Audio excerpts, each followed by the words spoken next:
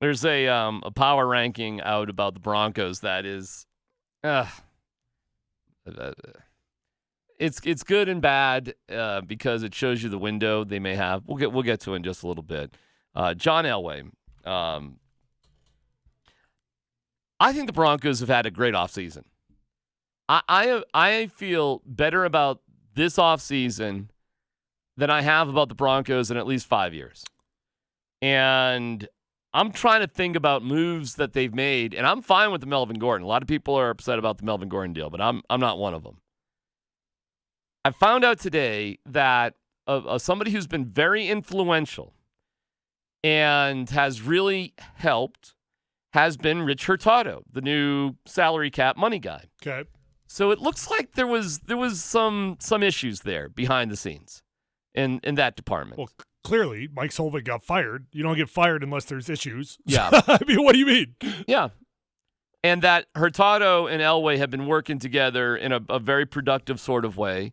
And there are plans in the very near future where they're going to really make a game plan long term, meaning. Well, they haven't had a whole lot that they've really had to work through so far. I mean, Hurtado, he hasn't been challenged yet. Yeah, I think everything's been kind of rudimentary for this year. But what I think they've missed out on in the past is they haven't thought, well, how does this piece work with this piece in 2 years?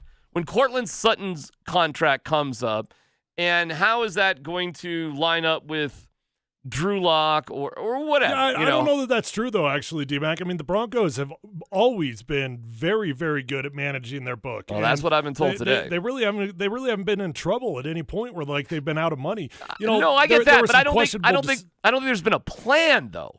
Like I don't think they've. Well, I don't think it's been a good plan. Look, I'll put it this way: my beef with this team has not come down to the salary cap management. All right. So, I think there's a bubble. It's like I'd call it the Drew Lock bubble. See, the Chiefs really, they just did not do anybody except for themselves any favors. It kind of squashed our bubble. They should have been in trouble, especially in 2021. Anyway, yeah, unfortunately, they're able to get Chris Jones and Patrick Mahomes. I know. But they're going to have to pay the piper soon enough. NFL agents. Well, what's your opinion on NFL agents in general? What a vague question. What's my opinion? I mean, I don't think that they're like they've been phased out, like some players do. I don't know how to answer this question. What can you give me a more specific question? The survey on John Elway was all done by NFL agents. Okay. Now, this is a weird one. If NFL agents, which by nature are going to possibly have contentious relationships with general managers, say he's a hard general manager to work with, is that really an insult or is it a compliment? I don't know that you should ever have a contentious relationship if you're an agent. I mean, seriously, don't you want to be like on great terms with all these GMs? Well, here's the question. Among general managers or front office leaders, who do you trust the least?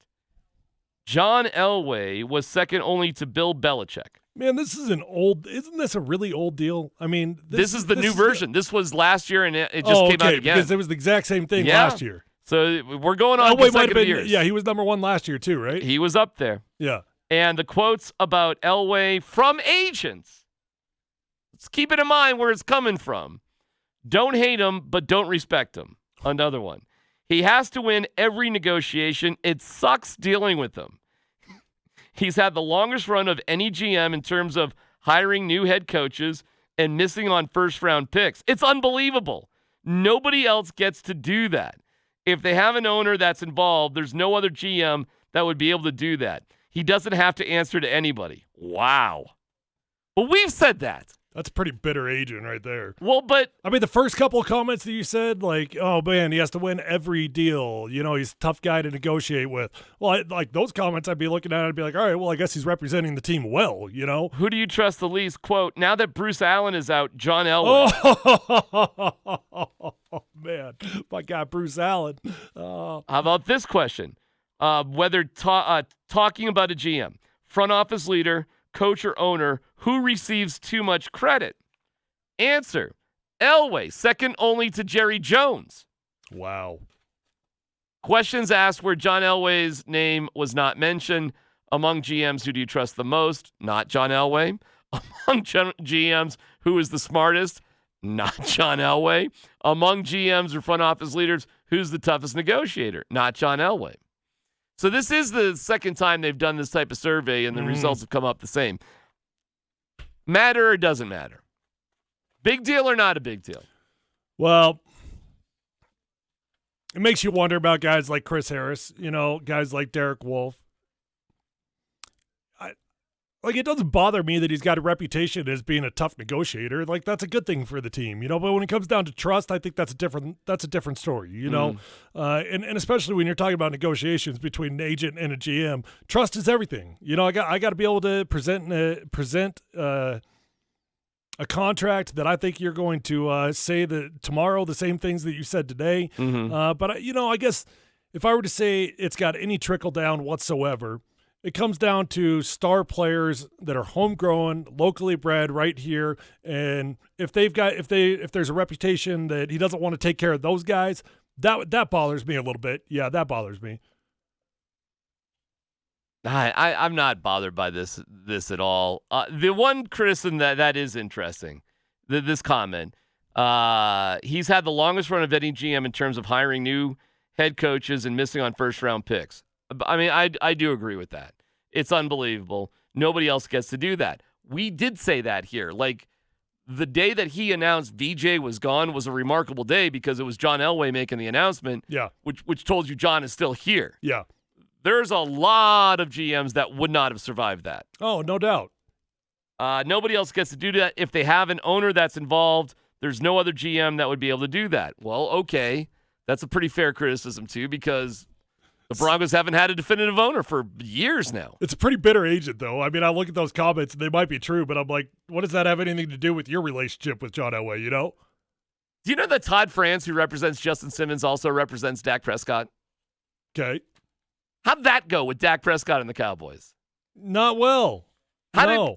Dak Prescott's brother was out there saying the Cowboys were dead to him after the contract negotiations. So maybe for the fans, boy, I'm really sticking up for Elway here. For the fans that maybe say, oh, the Broncos don't take care of their own and Justin Simmons got a raw deal and all that stuff going on. And I believe, based on a little research over the weekend, Justin Simmons is he's being told a lot of things by his representation and agents, which just isn't quite true. Well, that's a little bit bothersome. I mean, that's the exact same thing that Chris Harris said, by the way. Yeah. So that actually makes me wonder if that's a John Elway conversation. If we're talking about lack of trust, if there's things that are being communicated to him. Because, DMac, that is so hard for me to believe. I cannot imagine my agent never or ever, I can't imagine my agent ever giving me misinformation. I think his agency and people were telling him, you're the best safety, you should be paid the number one safety number, and we're going to do this, that, and that's it. And it's just hey, man, it's not quite, you're really good, but Justin Simmons isn't the best safety in the NFL. Well, he's not. But that's never the question. Juwan James was never the best right tackle in the NFL. He was the best right tackle that was available in the NFL, so he became the highest paid right tackle in the NFL for a brief period there. Justin Simmons, it's not about if he's the best safety. It's is he the best available safety in the next 2-year period? That's how you got to look at it. Because it's this year and next year. And I think what John Elway has told Justin Simmons is true based on this contract negotiation. You're not the best, but you're really good. We're willing to give you this, but not set the market. And I think that's right. I think it's spot on with exactly who Justin Simmons is. And I think his people. But I mean, what are his people telling him? I mean, I can't imagine what they would possibly be telling him that would be misinformation. I can't imagine it because, look, he had every right in the world to think that he was going to become the highest paid safety in the NFL. Every right in the world. He was the best available. He's a franchise guy. He's the best that's available. That's the way it works in the NFL.